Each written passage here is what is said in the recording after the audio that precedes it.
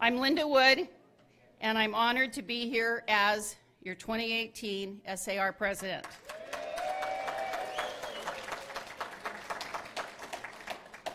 Okay, so let's get down to business. And before we begin, everybody please turn off or silence all of your electronic devices. Otherwise, there's some people up here that are anxious and ready to start collecting $25 in offense. All right. I would like to invite Louise Sumter to lead us in our Pledge of Allegiance. Please stand. Good morning, Linda. Good morning. Good morning. Please join me in this honor as we have our Pledge of Allegiance. I pledge allegiance to the flag of the United States of America and to the republic for which it stands, one nation, under God, indivisible, with liberty and justice for all. Before you sit down again, Louise, I need you to join me up here again. I want to take this time to recognize Luis for all of his hard work and his contributions to SAR and his community in 2017. Luis is our 2017 Realtor of the Year recipient. He was sick and he wasn't able to accept this prestigious and well-deserved award in person at our event on January 9th. So I have the distinct pleasure of presenting Luis with his Realtor of the Year plaque today. So if everybody will give Luis a big round of applause. You want to say a few words? I should have known when she asked me to lead the Pledge of Allegiance that there was something up her sleeve.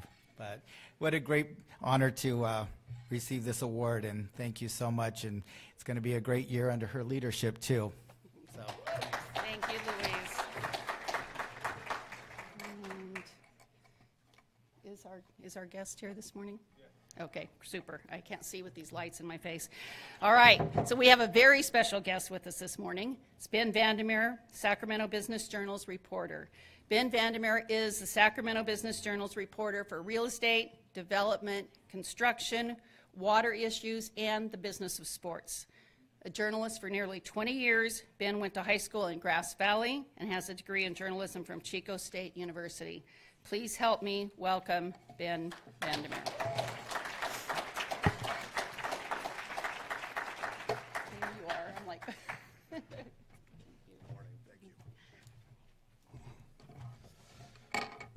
Morning all. Thanks very much for having me. I was told that when you folks have polled and seen who you like as presenters, I was near the top, which I really wonder how these other presentations, they must be double espresso time if I'm somehow considered the most interesting of the bunch. But thank you very much for having me.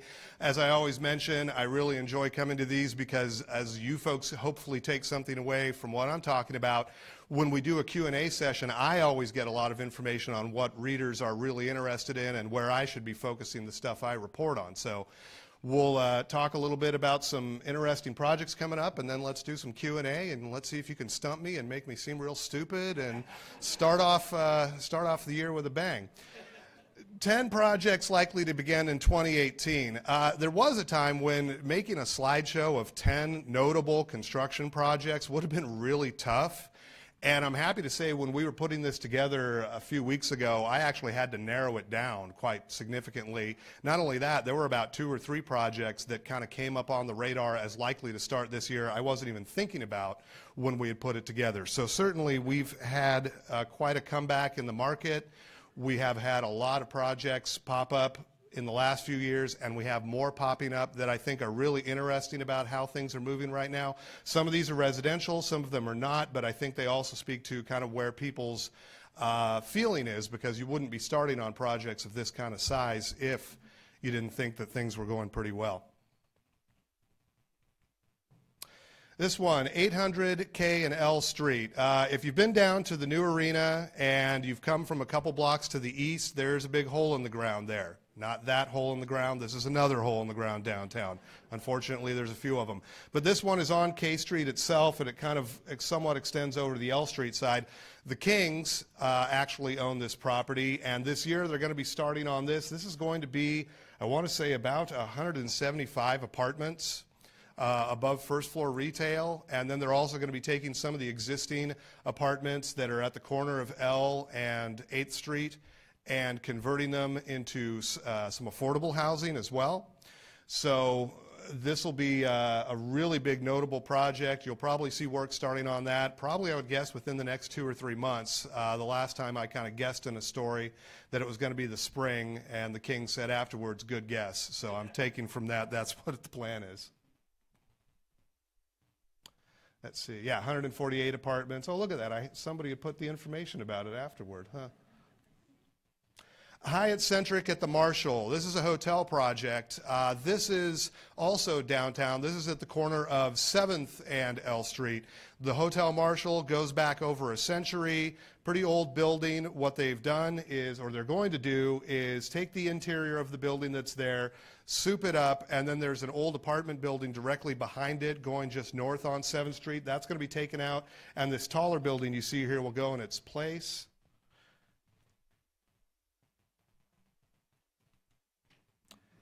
It'll be 159 hotel rooms. The taller of them will be 11 stories. There'll be some more retail and restaurant type stuff at the street level.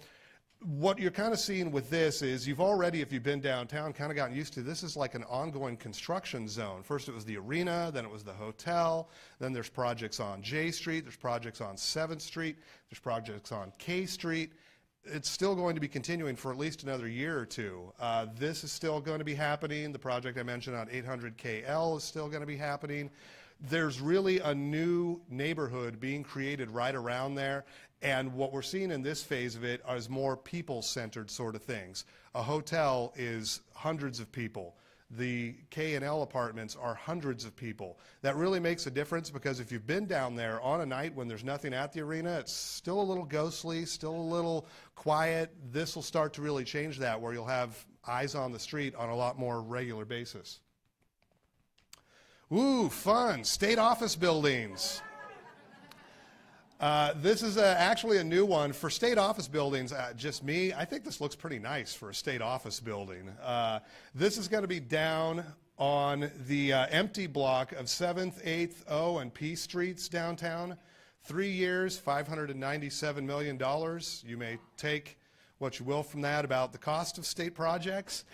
Basically, they needed this because there's an old state building that's been long declared not really serviceable anymore. No, it's not the Board of Equalization building. It's one that's actually worse.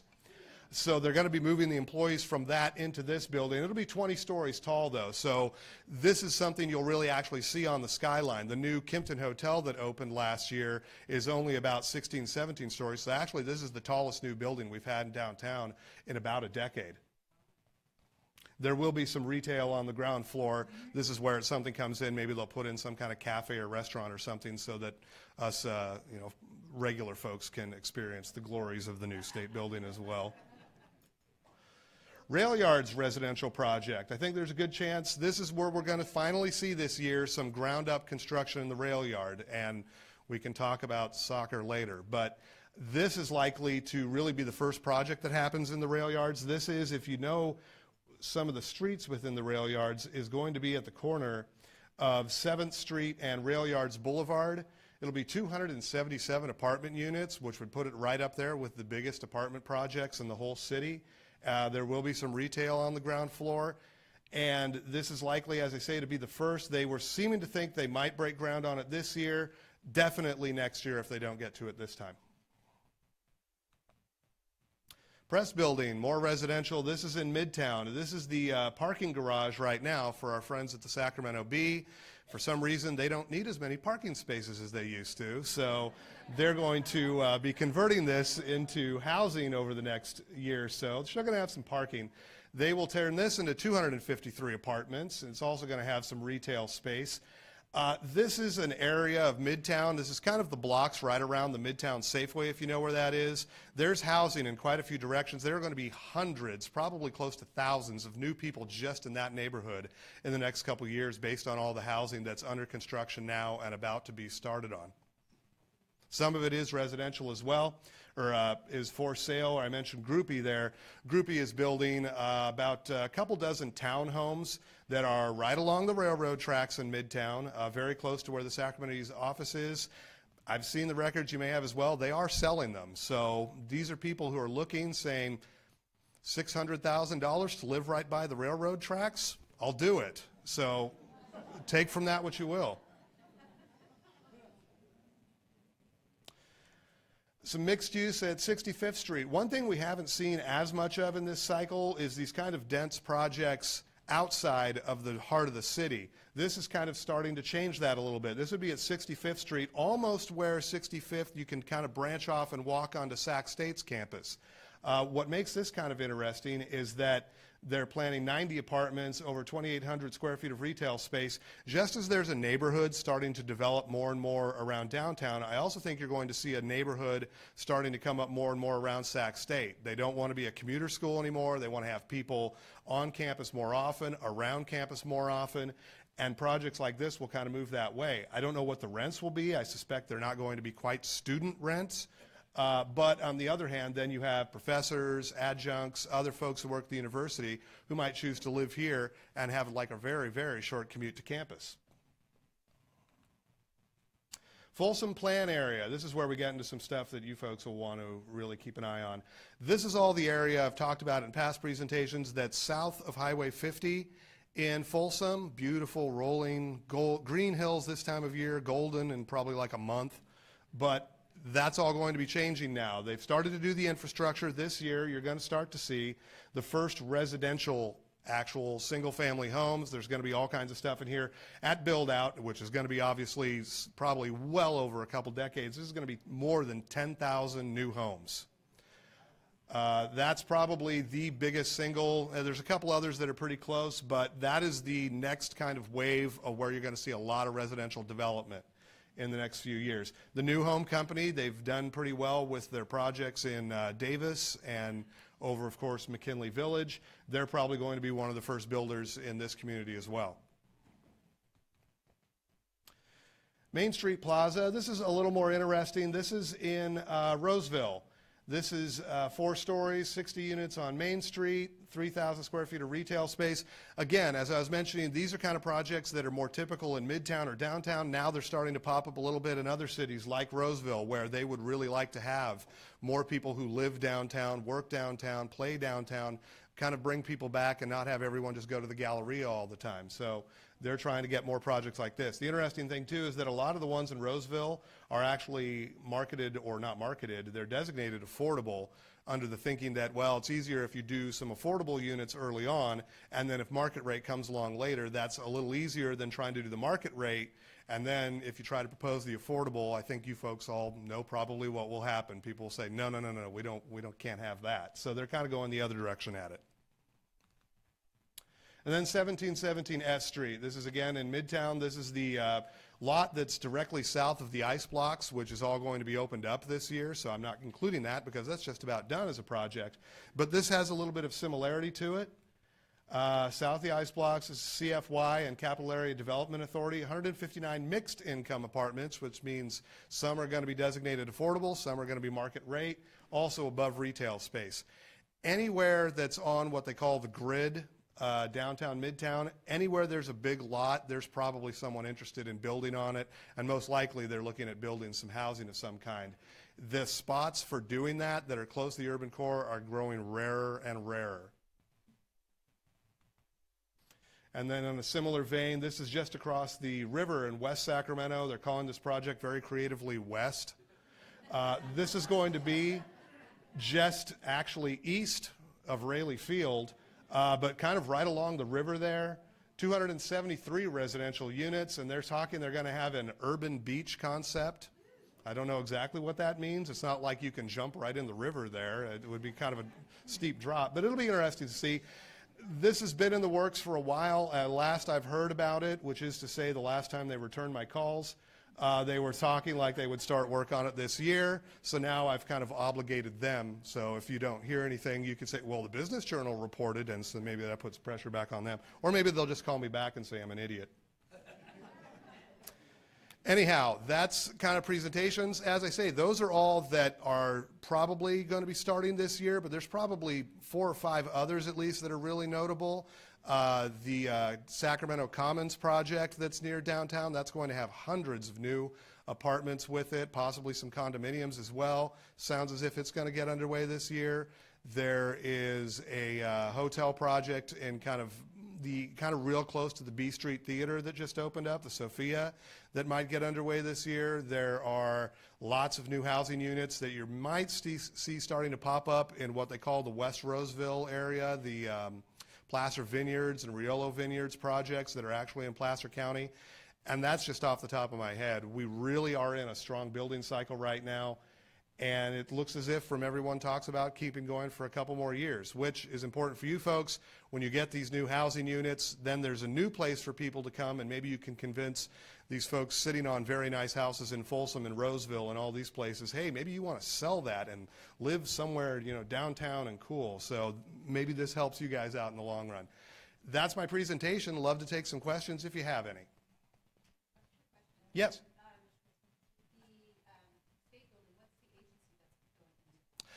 There's a number of them, but the biggest one is the Natural Resources Agency, which is in what's now called the State Resources Building. I want to say it's at about 9th and N Streets. And that is, as I say, the oldest or most decrepit, I guess, of the state buildings. That's the bulk of what's going to be in there. But there's a lot of agencies in that building that'll be moving to this new building. And obviously, it's a few years off. It's going to take some time to build.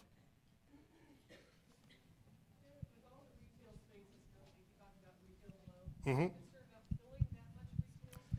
It does seem to be kind of an ongoing issue. I've been surprised at the number of times when they'll have that retail space and then it's like, well, there's a bar or restaurant going in there, and there's not enough market demand for that, and next thing I know, it becomes the coolest place. The problem is that with that retail space, bars and restaurants a lot of times ends up being what's in there because that's the only thing that cash flows well enough to afford the rents. If you try to put in, you know, a clothing store or an electronics store, they're competing against Amazon, and they can't do it. So I think you can very easily see a point where we'll have too much of that first floor retail, and you'll have a real hard time filling it. It hasn't happened yet, but I think there's going to be a real issue that at some point you'll achieve saturation, and then at that point, what do you do? Because generally, for whatever reason, they've kind of moved away from trying to have residential on the first floor, and if you put office space on the first floor, that just means it kind of dies off on nights and on the weekends, which is not what cities really like to see. So there's kind of a coming issue there. We haven't hit it yet, though. Thanks again for being here. My question has to do with the allocation of resources for these projects. Are you seeing that there are enough building trades workers and materials available to complete these projects in a timely manner? That's a terrific question. The number one issue when I talk with home builders at the moment that they repeat over and over is a lack of labor. They just don't have the workforce that they're used to, and they don't have the capacity as a result to build the same way that they used to. Remember 2005? Forget it.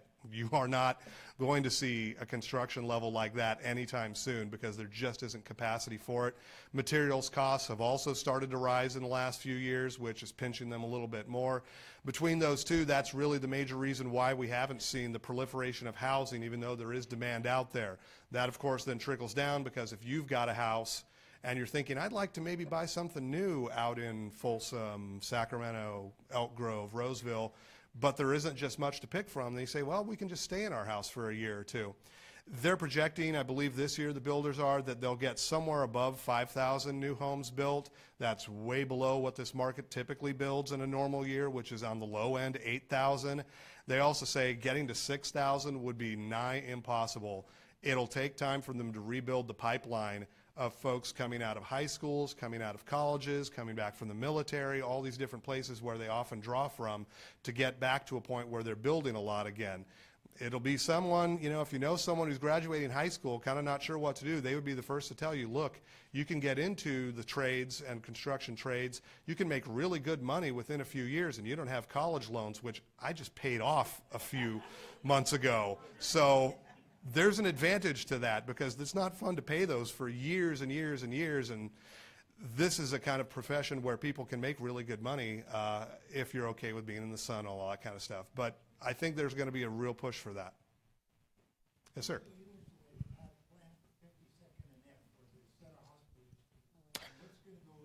Sutter Park, they're basically going to be demolishing. I think they have demolished the hospital. Sutter Park is one I probably should have included on here. I believe that's, I want to say about 100 units or so. And that is residential, that is ownership. They're basically going to try to build that to look as if it's another East Sacramento neighborhood, just kind of plop down in the middle of it. Since they've done the demolition, I suspect they're going to be building that this year. So you'll start to see that coming real soon. And I don't think there's any question that that's going to be popular. Yeah, you're living right in the middle of one of the nicest neighborhoods in the region.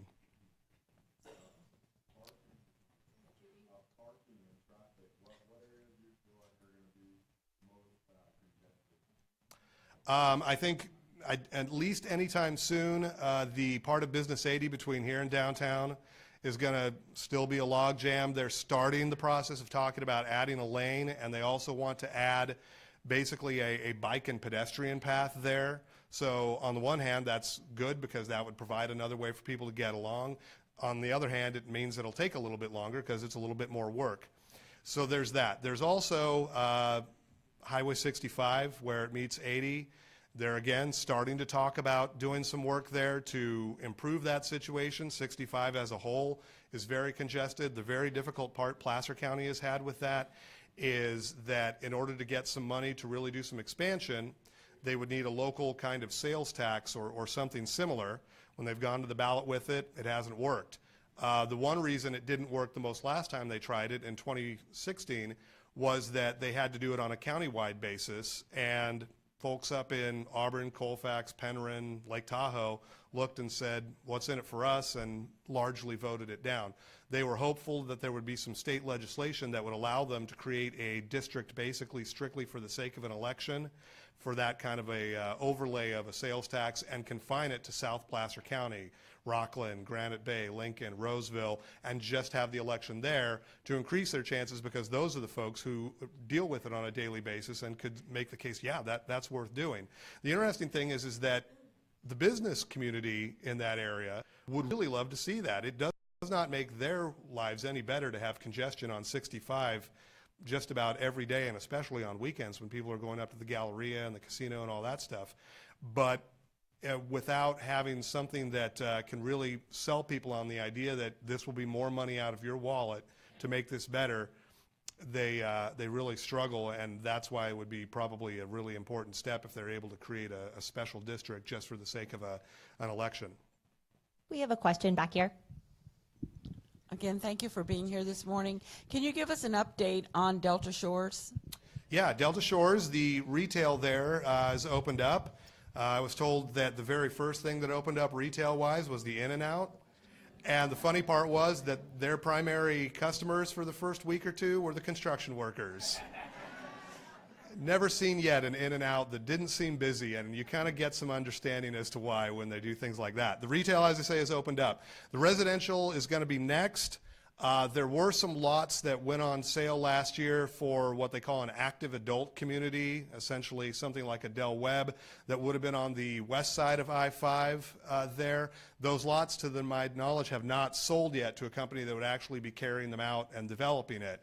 And then the next thing would be, of course, I think more traditional single-family residential, probably going to the east of where Delta Shores is now. You'll probably hear something on that in the next few months. I would imagine there's no real reason now not to put them on the market. The primary developer for Delta Shores has been Merlone Geyer. They are a retail developer, so they are going to be basically handing off the residential part to other folks to take care of, which is probably why you've seen a little bit of a lag in that coming along. They were like, well, we'll do what we know first and then pass the baton to someone else. But I do think that will be something you'll see in the next year.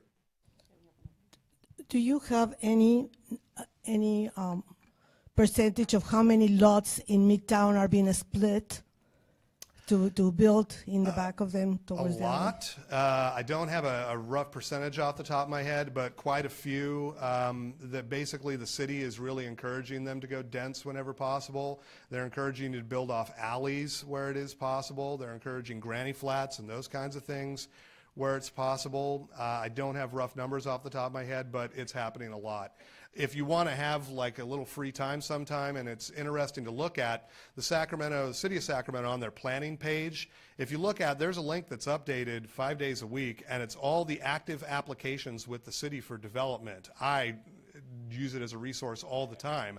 Take a look on there and you'll see it's broken out by council district. So if District 4, for example, is the one that encompasses Land Park, downtown, midtown, and a little piece of South Natomas, just by looking at that, you can get a sense of how much interest and activity there is in developing in an area like that. Will there ever be light rail to the airport? Yeah, that's a good question. Much as I mentioned as I was discussing with the sales tax measure in Placer County, there was also one for Sacramento County in 2016, and one of the selling points of that was that this would help get some money to take light rail to the airport.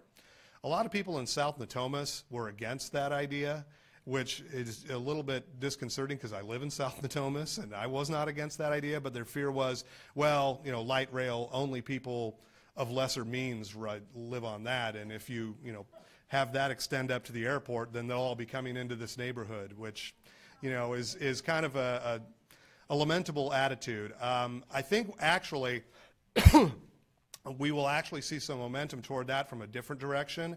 The Kings are very interested in redeveloping the old arena site. That's not new. But if we have more recently the news that Centene is looking at developing a large campus along I-5 just north of Interstate 80. And one would think that logically they would be really interested in seeing some light rail as a way to serve that as well, especially if they're trying to, at the salaries they're offering, they'll probably have some people who would want to come to there and get that kind of salary and live somewhere close by, but maybe not necessarily right by. So I think you may see some momentum toward light rail from that. I also think that it's more likely than not that Sacramento County will try again with a ballot measure, possibly this year, and see if they can't find another way to sell that to voters and convince people it's worth doing.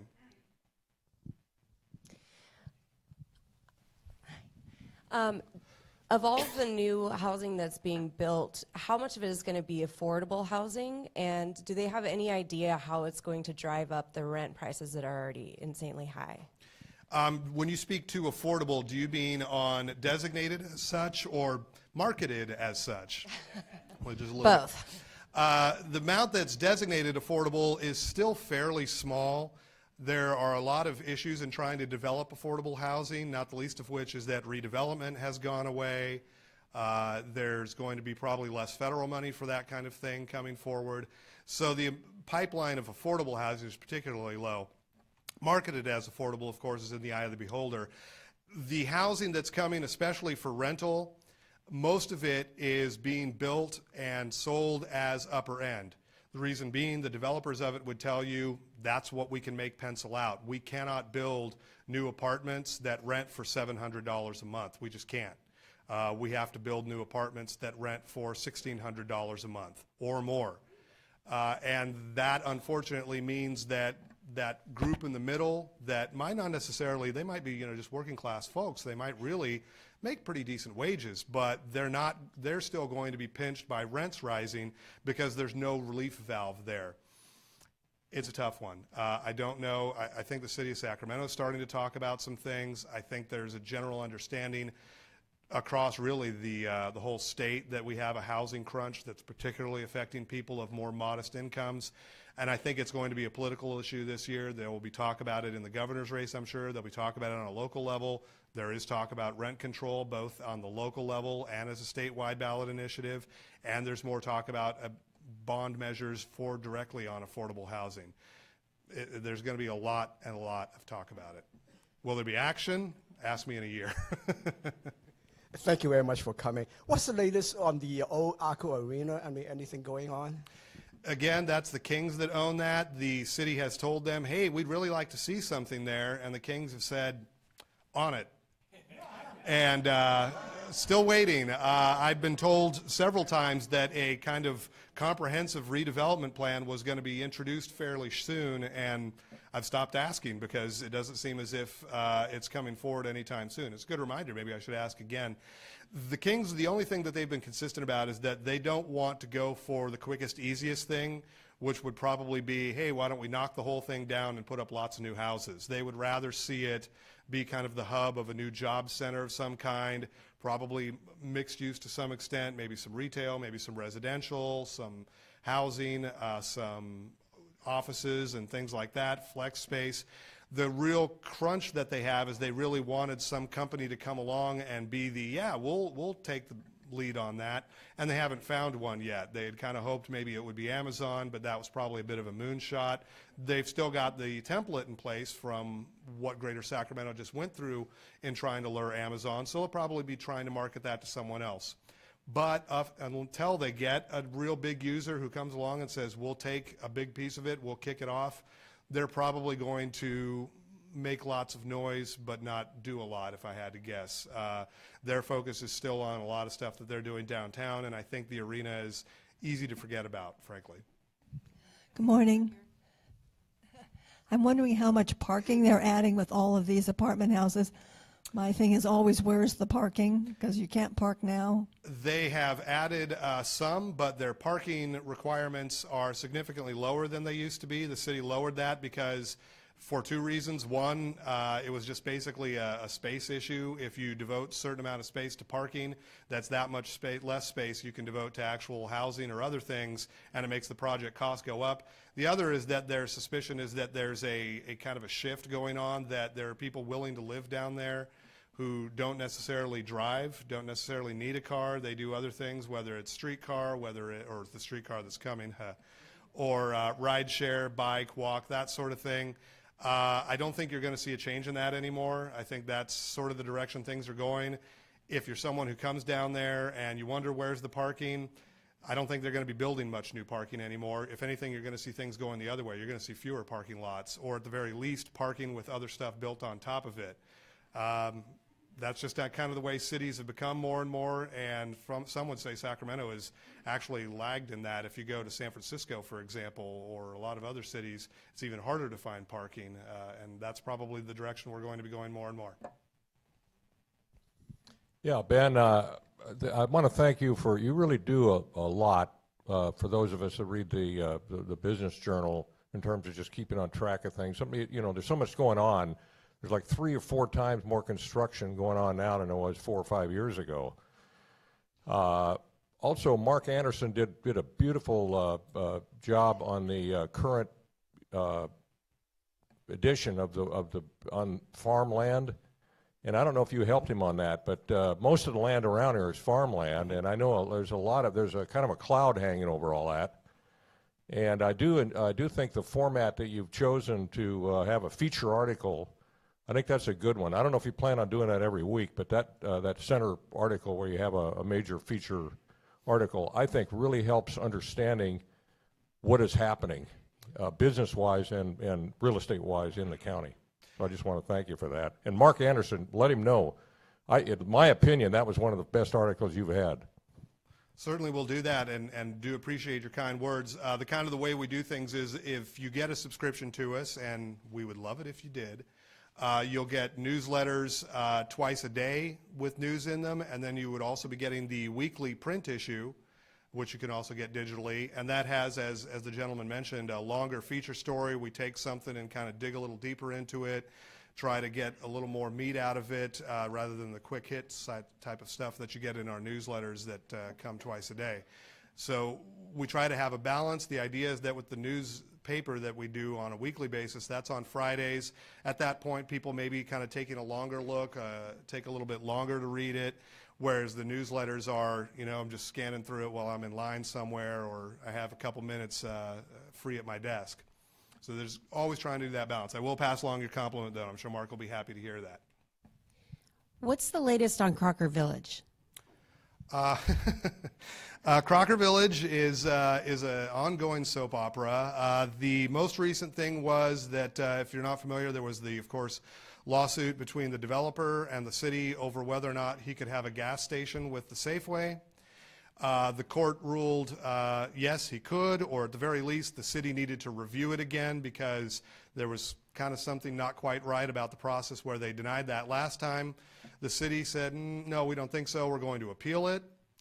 And appeals court in the state take even longer than the regular courts, so unfortunately it's still in stasis. They are still developing the other parts of Crocker Village, the residential. I know that the brownstones that Black Pine Communities has been building there have sold well. They're actually pretty close to sold out. You'll start to see then, I think, the lots for just more traditional single-family detached starting to sell or be developed in the next few months here. And the big question will be how quick will all that happen without the retail part, and the retail part is still, a question mark. It's just not clear how soon it'll happen. Probably if the developer wanted to, he could build the retail right now, but it's become a bit of a personal issue, unsurprisingly, and I think he may very well stick to his guns until he gets the answer he wants from the court system about what he can and can't develop there retail-wise. Can you talk about projects that are planned for the old Radisson site and the Red Lion? Yes, the old Radisson site, it's the one up here off of, kind of off 160. Yeah, the part of it that's being developed now is going to be a new senior care, senior housing facility. That's on kind of the more eastern portion.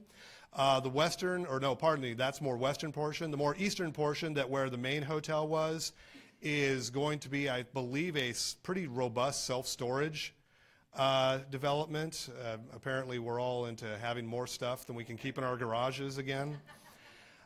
So that is, from what I saw when I just drove by, it doesn't look, I know they've got applications and things in with the city, but it doesn't look like they're going to be starting on that anytime soon. The old Red Lion site, which is of course just on the other side of Arden Fair Mall, all that land is owned by Mark Friedman of Fulcrum. He does plan to develop it at some point with residential, from what I understand, but he also has a lot of stuff he's doing in the Bridge District in West Sacramento right now, and that's kind of unfolding. And my guess is a lot of that is still going to occupy his bandwidth for the time being. Probably in the next year or two, he might start to get more interested in what he'll do with the old Red Lion site. Yes, sir, in the back. Good morning, and thanks for being here. My question, as it relates to Delta Shores, one of the obstacles or hurdles that was brought to our attention at some point was that the choice of schools didn't really support the potential values. And I was just curious if that is still a dilemma, and if not so, how has it been addressed? It's an interesting one. Basically, the feeling being because they'd be attending schools in the south side of Sacramento that maybe don't have quite the education scores, that it might not be attractive to buyers. Do I kind of understand kind of the feeling there? I've not heard anything suggesting that would be any different. That may be why there's some delay. It could also be the developer maybe trying to find a way to build some schools a little bit more soon, strictly to serve that neighborhood, and thereby kind of get around that issue. That's a tough one. Schools are, as you folks know, probably one of the #1 reasons why people choose a home where they do. And that may have some degree of explanation as to why things have taken a little longer to come together there. But I've not heard anything about a resolution or different direction.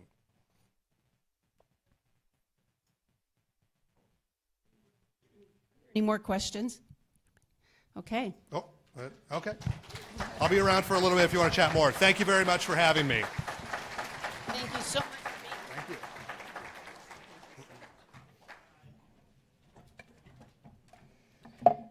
Okay, we appreciate Ben coming and sharing all of that great information with all of us. And now on to our video tip of the month. This is a SAR produced video that covers some of the new advertising requirements that you must start following effective January of 2018.